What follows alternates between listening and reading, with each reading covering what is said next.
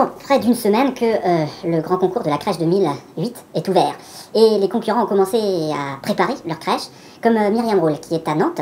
Elle prépare la crèche avec 4 bouts de ficelle et compte bien terminer peut-être dans les premiers. Toute l'art de la simplicité, vous allez le voir, expliqué dans ce petit reportage. Là-bas, Myriam à Nantes prépare ses santons avec de la pâte à modeler. Reportage.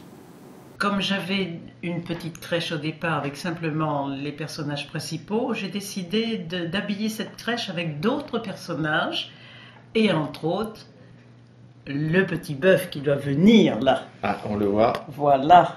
D'accord. Il n'a pas encore son copain.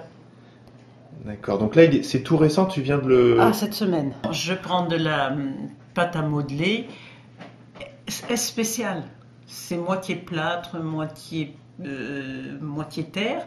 Ça se cuit pas, ça se modèle comme de la terre. Et voilà. J'ai essayé de sortir ma petite bestiole. Pas besoin de le cuire, hein. Pas besoin de le cuire. Et puis alors je veux rester dans l'esprit des personnages que j'ai déjà de Marie et Joseph. Donc c'est très rustique. D'accord. Alors pour l'instant, on ne voit pas le résultat de la crèche.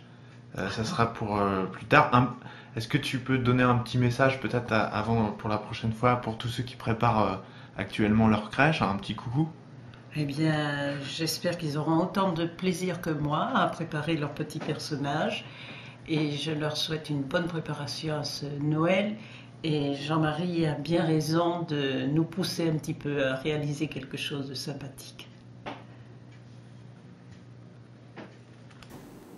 Voilà, donc souhaitons bonne chance à Myriam pour sa petite crèche.